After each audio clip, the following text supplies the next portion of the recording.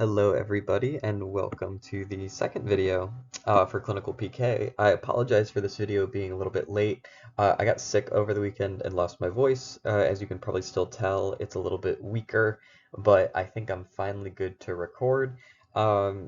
In this video, I'll be going over multiple dosing. A lot of these are practice problems Dr. Desai gave us, but I did add a few kind of additional parts to some of these problems that I feel like could be useful because we might see something similar on an exam. But yeah, with that, let's just get into it. So for this first problem, we have a 35-year-old patient, 76.6 kilograms, et cetera, et cetera. What do we want from this problem? So what we want is we want to determine the dose regimen to assume the drug is given every 6 hours. So when I see a problem like this, there's a few things I look for. This problem is really nice in that it explicitly says it wants us to have a steady state average of 15 micrograms per milliliter, or if you remember, you can just convert that to 15 milligrams per liter. They are equivalent. That's usually what I like working in. So what do we need to find steady state average? So if you remember, the equation for steady state average is pretty simple. It is your bioavailability times dose, and that's what F dose stands for, by the way. Which in this problem, does it matter? No, it doesn't look like it matters in this problem. So it looks like F is going to be 1 because it doesn't say there's a bioavailability. Divided by tau, which is our dosing regimen, multiplied by our K10, multiplied by our volume of distribution. Okay, so first let's get our K10. We know our half-life is 3 hours, so that's right here. We can do our 0.693 divided by 3. When we do that, we get 0.231. And then we know volume of distribution is 196 milliliters per kilogram, so there's a bit of a caveat here. So we're going to do 196 times 76.6. We do that, we get 15,000 roughly. And you might be thinking, well, that seems really high, and you got to keep in mind the reason for that is because this value right here is milliliters, so we need to divide this 15,000 by 1,000. And when we do that, we get 15. So now we pretty much have all the parts to our equation other than our dose. I'm going to rewrite this, and I'm also going to get rid of F, just because since that's 1, we don't really need to worry about it. We know our dosing is every 6 hours, so we have 6 hours times our K10, which is 0.23, times our volume of distribution, which is roughly 15, our dose, and then this is equal to our desired value, which is our 15 milligrams per milliliter, which we have right there. So all we have to do is multiply everything in the denominator over to this side. So we have 15 times 6 times 0.231 times 15. And we get a value of, we need a dose of 312 milligrams. So not too bad for that first one. This next one's also pretty simple. Now it does give us an oral bioavailability, which we could rewrite this whole equation. That would be acceptable. I don't really want to do that, so a really simple shortcut you can do is, since if you keep in mind that since our F is in the numerator in this kind of equation, right? If we're solving for this plasma concentration, to move it over to this side, we divide it. So if you're ever confused on when to multiply or divide by your bioavailability, I would just really suggest writing the equation, right? If it's in the numerator on the opposite side, you divide. If it's in the denominator on the opposite side, you multiply. Just basic multiplication. So what we can do is we can take our 312 and then just divide this by this 90%. And this kind of also makes sense, right? If it's not totally bioavailable, or I can't speak, if it's not totally bioavailable, the dose is going to be bigger, right? To get the same concentration. So when you divide by a percent, it usually makes things bigger. So we're going to do 312 divided by 90%. We do that, we get a dose of 346 roughly. And then we could round this to 350 if we wanted. Doesn't really matter because it's such an insignificant thing. But yeah, that's how you do this part. So this next part, this is very realistic, very practical. Doses obviously don't come in 346 milligram tablets, so we kind of want to find out how we can split it. And then based on these values of 1, 25, 250, and 500, assuming let's just say these are like ER tablets, right? We can't split them. The closest dose we can get kind of is we add 125 to 250, we get 375. Now that's not a lot more, but if there was like a toxic plasma level, it would be, it'd be something worth monitoring. So we're kind of just trying to figure out what would our concentration be if we still did our 6-hour regimen, right, using all the same value. We're essentially just going to find the concentration. So instead of having this 15 we had over here, we're now going to solve for that. So we have our CP equals 375 times, we do have a bioavailability now because it's oral, times this 90%. Over volume of distribution is 15 liters, like we said before. K10 is 0.231, and then tau is 6.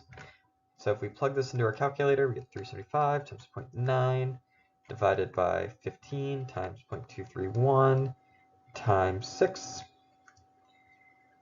We get a value of 16.23. Now, Dr. Desai didn't give us a toxic plasma concentration for this problem, so it's kind of hard to determine, and this is milligrams per liter, by the way, which is kind of why I made part 4, because I wanted to kind of show this off. I think this could 100% be an exam question, because he has one question on his practice that is kind of like this, but it was the very final problem, the one he didn't have time for in class. So I do want to make sure this is like kind of stressed. How do you deal with this? So let's assume this patient does not want to do 6-hour dosing, which honestly totally fair. That sounds really annoying. And we know a toxic level is 20 milligrams per liter. We want to know, let's say the patient is willing to do twice daily dosing of 1,000, right? It's not totally proportional to our 375 because obviously 500 would be a lot more proportional. We're doing 500 QID versus 1,000 BID. But let's just say this is simpler. Would this work? Would this poison the patient? So really simple concept, right? We're going to do our 1,000, right, because this is our dose, times 0.9 over our volume of distribution, which is 15, times our K10, which is 0.231. And the only part that really changes here is our tau. Now that we're not dosing 6 hours, we're dosing BID, which is 12 hours. Our tau is going to be 12 instead. So when we do this, we're going to do 1,000 times 0.9 divided by 15 times 0.231. Keep in mind when I say like times, this is all in parentheses. It's all still in the denominator. And then that times 12, we get a plasma concentration of 21.6. So this would poison the patient at this dose and at this dose frequency. So this would not be an appropriate dose. You could do like 750 probably. I haven't done that math specifically, but since we don't really need to, right? Because what we can just do is we can multiply this by 75 over 1,000, which is just 3/4. And this would get us a plasma concentration of like 16. So that would be fine. That'd be really similar to this, 750 BID, which actually makes total sense because this is half of 750. So 750 BID would be fine, but 1,000 BID would not be fine for this problem. Okay, so in this problem, it's not too difficult, right? What it's essentially trying to do is we have two kind of concentration boundaries that we want to look at, and we want to determine if this is an effective regimen or not. How do we do that? So the way I think about this kind of problem is you can take your time to kind of calculate a steady state average if you wanted to. Personally, I don't think that's super important unless it specifies it. When I see a boundary like this, I think of this 40 being a steady state min, and this 100 being a steady state max. So essentially, if our min is higher than 40 and our max is lower than 100, I think this regimen's fine. So that's kind of how I'm going to go about solving this problem right now. So what are our bounds here, right? We see BID, meaning our tau is 12, right, for that 12-hour dosing. We know that half-life is 40 hours, so we can do 0.693 over 40 for our K10. When we do that, we get we get 0.017. We know volume distribution, 0.72 liters per kilogram. Okay. 0.72 times 25. Oh, yep, 8-year-old. That makes sense why that's so low. Then we get 25. We get 18 liters. And then our dose is 250. So I think that's pretty much everything we need. Remember the equation for steady state max. Oh, do we have a bioavailability? I should actually look for that. No, I don't think we do. Okay, perfect. So because of this, we can use our steady state max equation, which is that equation F dose, but since we don't have a bioavailability, I'll just do dose over volume of distribution times 1 minus e to the negative k10 tau. When we plug in all our numbers for that, we get 250 over 18, 1 minus e to the negative 0.017 times 12. And we're essentially trying to make sure this number is less than 100, right? Because this is our max, our steady state max. So we do 250 divided by 18 divided by 1 minus e to the negative 0.017 times 12. When we do that, we get a value of about 75. So this is good, right? This means our max is less than 100. So we're good on the upper bound, right? We're never going to poison the kid. But we don't know if his dose is subtherapeutic or not. So now we need to go back and do min. And a really easy way to do min is, since we know that the equation for max and min are very similar, other than this e to the minus k10 tau over here, we can just multiply this by e to the negative k10 tau. So our k10 is at 0.017 times our tau, which is 12. So when we do that, we get a value of 61 for our min. 75 was our max. And that's great. 61 is greater than 40, meaning this regimen's fine. It never goes over, it never goes under. So it's a good regimen for the kid. For this next problem, it wants us to know, again, it's a steady state max, steady state min. This problem gives us a little bit less information on the surface, which is a little bit annoying, but it's definitely still something we can work with. The way I solve this problem, I think, is a little bit different than Dr. Desai does. The way I like solving this is I like seeing what we know. So we have 200 milligrams as our dose. It's pretty helpful. Steady state of 10 micrograms per milliliter. Yeah, I guess we could do that part of the regimen too, or that part of the problem. I completely forgot to do that, but that's okay. We can include that. Yeah, and what else do we have? We have our K10. So this is really helpful. This is one of the few problems that just gives us K10. So K10 equals 0.12. What are we missing in a problem like this? We're missing our VD, and then we don't know our tau because it wants us to design the dose. So we basically have to use an equation that either that's only missing either VD or tau, right? Because we're missing two variables and we can't solve for the equation. And I see an equation kind of right in front of our face, which is really useful.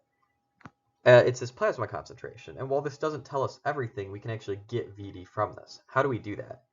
So we see that Cp is equal to the 16 times e to the negative 0.12 t.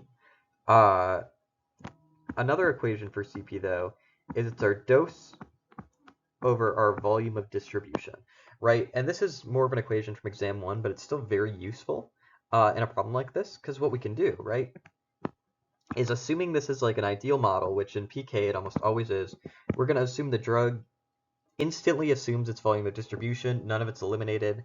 So at what point is none of the drug eliminated when it enters the body? It's time 0, right? Because if it's instantaneous, nothing would be eliminated. So what we can do is our Cp at time 0 is equal to 16 e to the negative 0.12 times 0 as the t. This is just equal to 16 milligrams per liter, right? Because e to the 0 would just be 1. is equal to our CP0.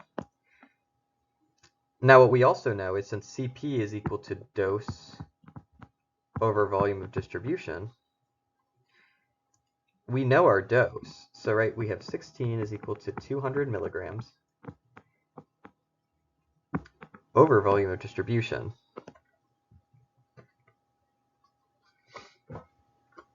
So what we can do is we can do 200 divided by 16, just isolate VD, and we get our VD to be a value of 12.5 liters. So now all of a sudden we have the other part of the equation to where we can kind of just solve for our steady state. And then from here we can do our Cmax and Cmin. So a bit of a convoluted way to get to volume of distribution, but just by using kind of those fundamental skills we developed in the first exam, it's totally possible just to extrapolate from different equations. And I would recommend just practicing that. Just like go through random equations, see what you can just find from them, because sometimes these problems give us way more information than we need. And I would recommend that it's just a good skill to have for an exam where we don't know what we're going to see. So what we can do here is we can find our tau now that we want to use if we want a steady state average of 10. So remember our equation for steady state average. We have steady state average over dose, which we know is 200. I don't think we have a bioavailability, so I'm just going to ignore F. We have a volume of distribution of 12.5 liters, a K10 of 0.12, and then a tau, which we don't know. But since we know our steady state average is 10, I'm just going to replace that really quick in the problem. And then also, this is micrograms per milliliter. I just want to make this milligrams per liter, which is a totally legal step. So yeah, now we just isolate for tau.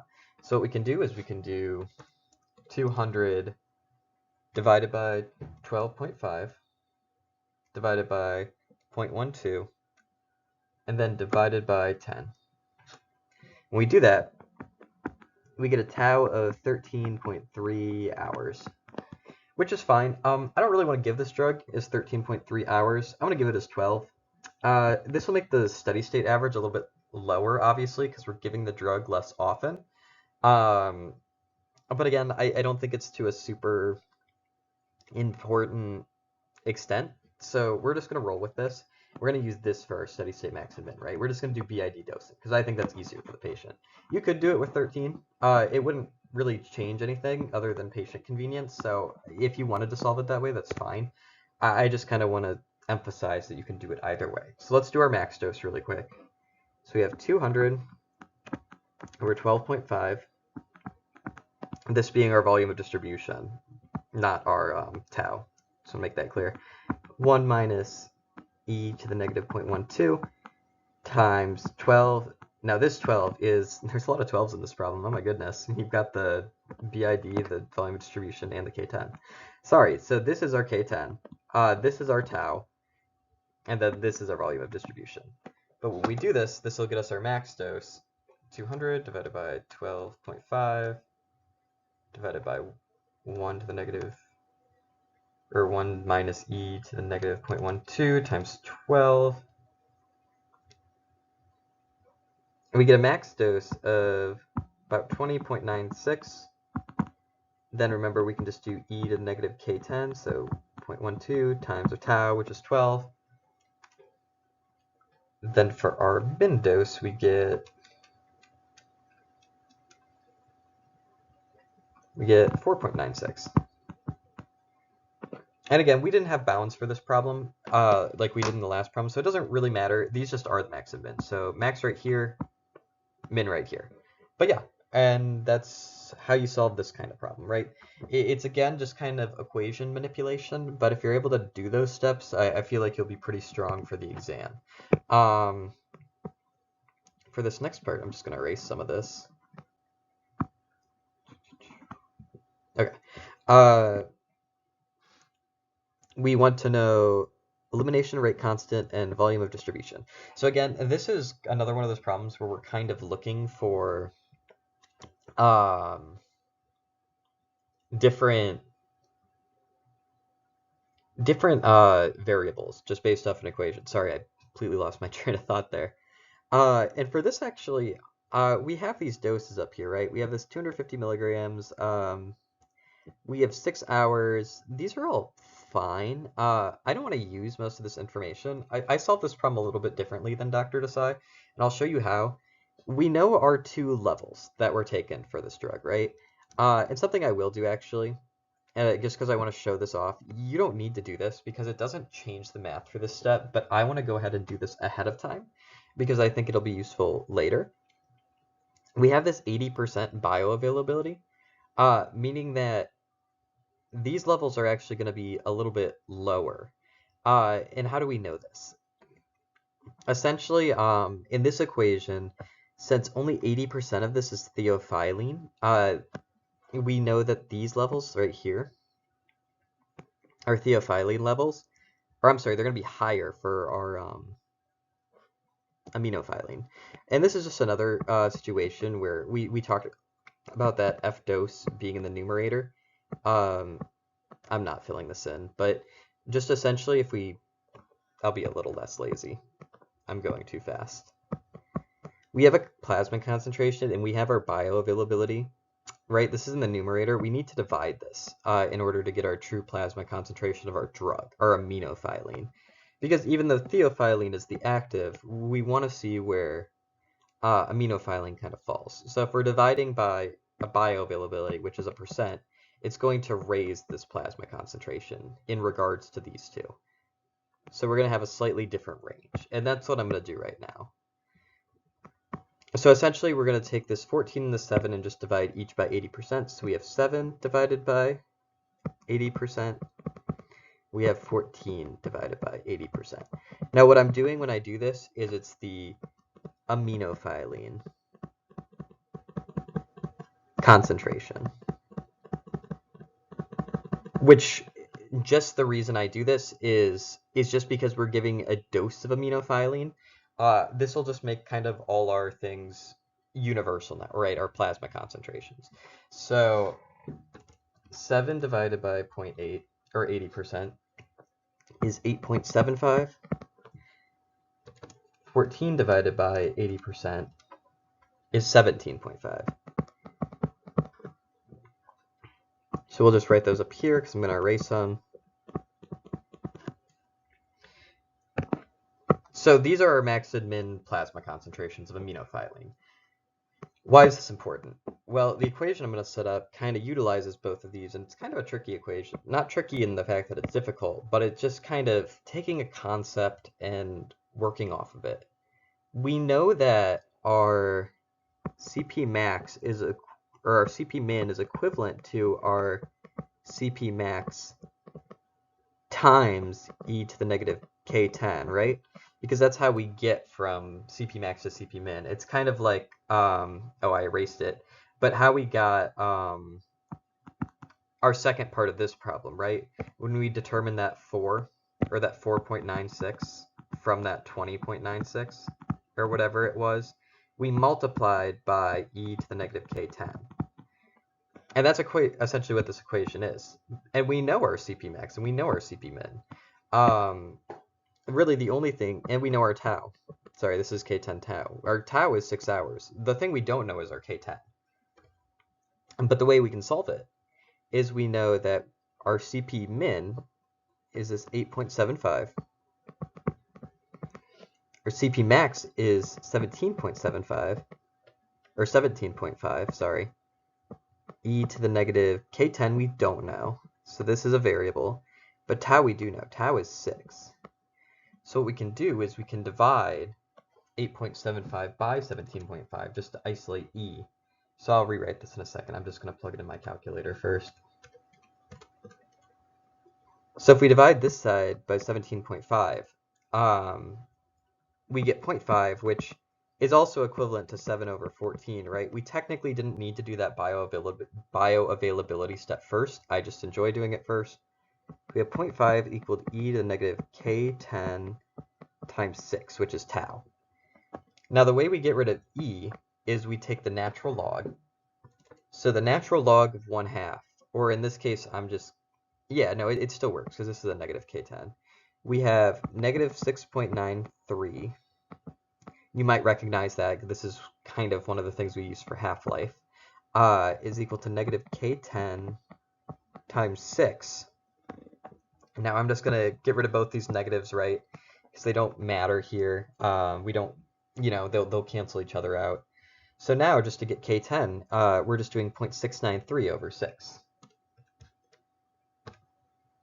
And this just happened to work. This won't always work this way, but just since the max concentration and the min concentration happen to be exactly the half-life, we could have also just done 0.693 over 6.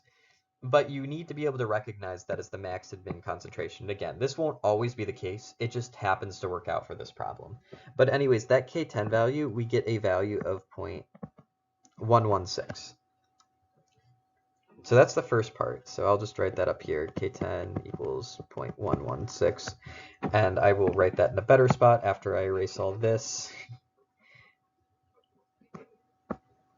It's like a lag on my eraser. I apologize. Not cooperating. All right, there it goes.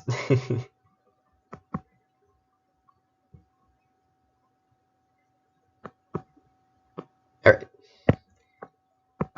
K10 equals 0.116. So now we can just solve for our other thing, volume of distribution, which now that we have a, really it's the only thing we're missing from certain equations. So it should be pretty simple to calculate. I think the way I'm going to want to do it is I'm going to want to do I'll do it with CP max. So our CP max is 17.5. It's equivalent to our dose. Now, make sure you don't put bioavailability here because you got to keep in mind we already accounted for that. That's how we got this 17.5. Alternatively, if this is confusing and you don't like the way I do it, just save this part for last and then you can do that bioavailability here, which if you remember is 0.8. Because of this 80% that is circled so many times you can't even see it, making it totally redundant. 80%. But since we already did that, that's why I'm not doing it here, just kind of for reference. It's already factored into the equation. So over dose times VD, which we do not know, 1 to the minus e to the 0.116 times 6 is our dosing interval.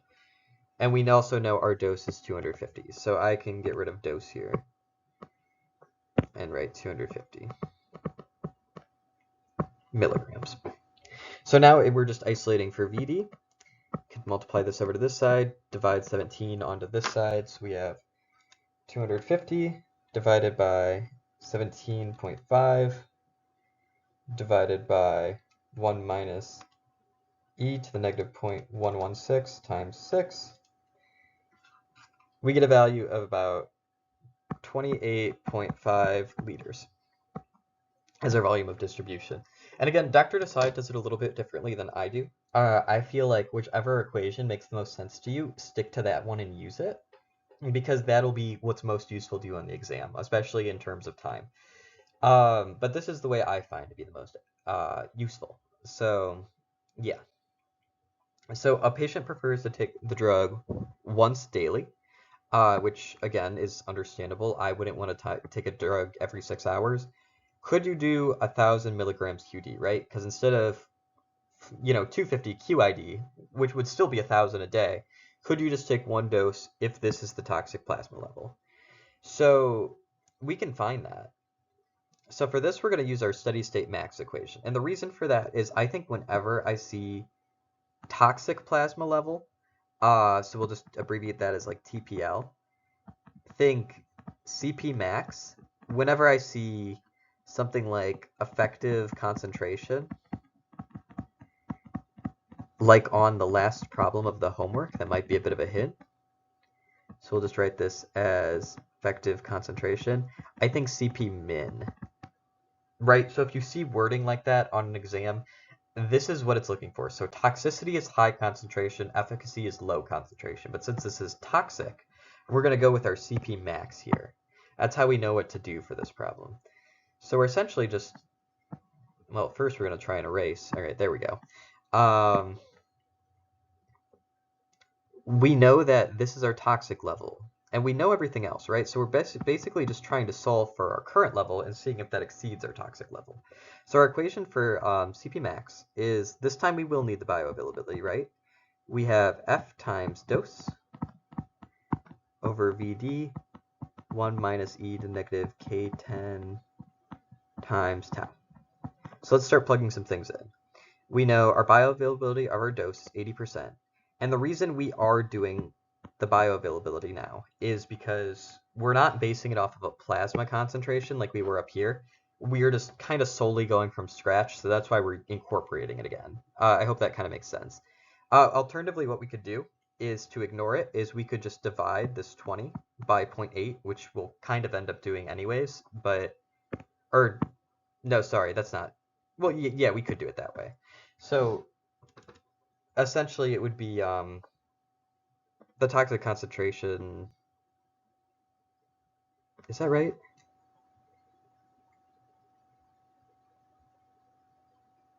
Yeah, okay, so this is, assume this is the theophylline concentration. But the aminophylline toxic concentration would be 25 milligrams per liter if we divide it by 0.8. Right now I'm working in terms of theophylline, so it doesn't really matter. It's kind of just it is important. It's kind of just being able to recognize what you're looking at. But assuming this is theophylline, we're going to make our dose. Yeah, I can write this out using the units, because I think that'll make it more useful, because I think this bioavailability concept is so important. I do want to stress it. So if we give 1,000 milligrams of aminophylline,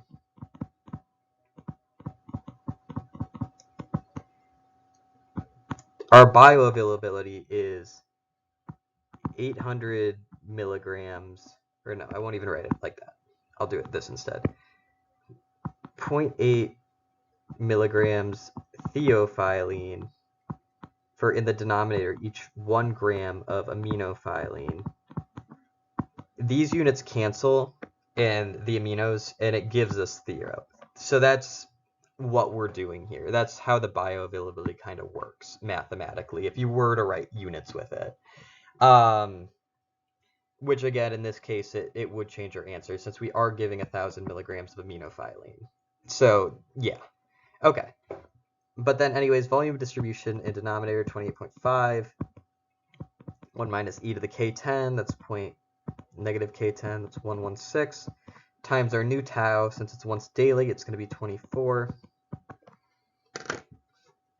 So if we do 0.8 times 1,000, we get 800 divided by 28.5 divided by 1 minus e to the negative 0.116 times 24. We get a toxic value of, or a plasma concentration of about 30 milligrams per liter. That's bad, because that is about, 50% higher than our toxic concentration. 1,000 is not going to cut it for this patient. So we need to come up with a new dose. Immediately what my mind goes to is, I was thinking 500 BID might work. Why is my eraser so slow? If for reference, you can't see it right now, but I'm trying to erase. Okay, there it goes. I promise I'm not crazy. Yeah, let's just try with 500 BID, right? So we have 0.8 times 500 over 28. This is volume of distribution, 28.5. 1 minus e to the negative 0.116 times 12 now, right? Because we have BID tau equals 12. So let's give this a shot. This is kind of just guessing random numbers. I think I checked this beforehand, so I think this one should work, because I don't want to waste time just going over various concentrations, but we'll see if I did it correctly before. So 1 minus e to the negative 0.116 times 12. Okay, and yeah, this one does work. So we get a final concentration of 14 now for our max, which is less than 20, meaning 500 BID is safe. but 1,000 was not safe because we had that level over 20. So that's kind of how you do this. Again, this was another problem that looked at toxicity ranges. I really do think this will be on the exam, which is why I wanted to do 2 problems with it. But again, this was a problem where we kind of had to get variables in an obscure way. So again, what my recommendation would just be is just look for equations where you have everything except that one term and then solve from there. Okay, so this is the last problem I want to do, or the last 2 parts of a problem, I guess. This is the one Dr. Desai didn't have time to get to in class. I didn't do part C because it was like a toxicity one, and it didn't end up being toxic, which we've already done 2 of those that I kind of made up. And I wanted to kind of show you how to work those. I think my problems were honestly a little more helpful than that one is, so that's kind of why I skipped it. But if you start this problem, you can definitely finish it if you'd like to. You'll have all the right values. I just kind of wanted to show off some other things that this problem does differently. Um, the main reason I picked this problem is you have this 8 milligrams per milliliter, or 8 milligrams per liter, right? Because again, they're equivalent. And this is the recommended does not fall below. So when we see this, this is kind of what I talked about on the previous slide. This is a min concentration. So we're essentially going to kind of try and find a level, a dose that doesn't fall below this min. So we're going to use our steady state min equation, which is Cp min equals F dose over Vd 1 minus e to the negative k10 tau times e to the negative k10 tau. So what do we have here? So we don't have, or just kidding, actually we do have the Vd. He just gives it to us. It's 185. Phenomenal. Half-life we do have, so we can just do that to find our k10. So right, 0.693 over 30. At this point, you do it for pretty much every problem. We get k10 of 0.023. Okay, perfect. Bioavailability we do have 65, and we want to give it every 24 hours, so our tau is once daily. Cool, we have everything. So for our Cp min, we want it as 8 milligrams per liter. And this is one of those rare problems where actually given the concentration we want, we solve for the dose based on it. F is 0.65. Dose we don't know. Vd 185 liters. 1 minus e to the negative 0.023, right, because that's our k10 times 24 is tau,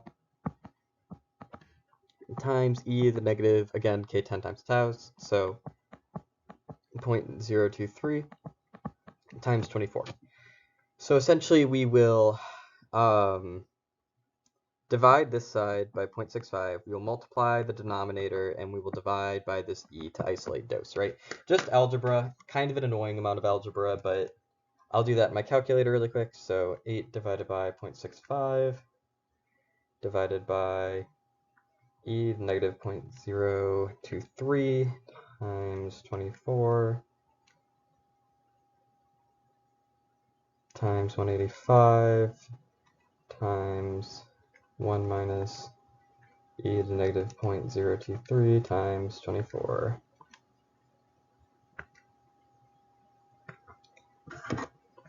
When we do that, we get a dose of 1677. I think Dr. Desai's was 1717. We must have rounded differently somewhere, but this is like close enough. This is also a 6 and not an 8, sorry. So again, this is our kind of dose. We could round that to 1700. We could round this to, I think Dr. Desai rounds it all the way to 2000, which is fine. It doesn't really matter all that much. But yeah, that's essentially how you do this, just a minimum concentration. And then the last thing I want to talk about is would a loading dose be a good idea? I think so. This is a really long half-life, right? 30 hours. I mean, keep in mind that this is a COVID infection, right? Realistically, the worst of it is going to last for a week, at least in like a healthy patient. So if we're giving a drug that won't even reach a steady state until like a week, I mean, the patient's probably just not even going to have COVID by the time this drug reaches steady state. So it'd be a really good idea to give the loading dose just to obviously make it so their experience is a little less bad. And how do we do that? Well, we have what's called the our equation, which is dose loading equals dose maintenance, which is our 1677, I'm going to redo that because that 6 looks really bad, but I don't want to erase it, times the accumulation factor, right? That RAC. And how do we solve for that? Well, the accumulation factor is just equivalent to 1 over 1 minus e to the negative k10 tau. And so let's solve for that really quick. Minus e to the negative, remember k10 is negative 0.023 times our tau, which is 24. We get a value for that of 2.35. And then if we just multiply that by our dose maintenance, this 1677,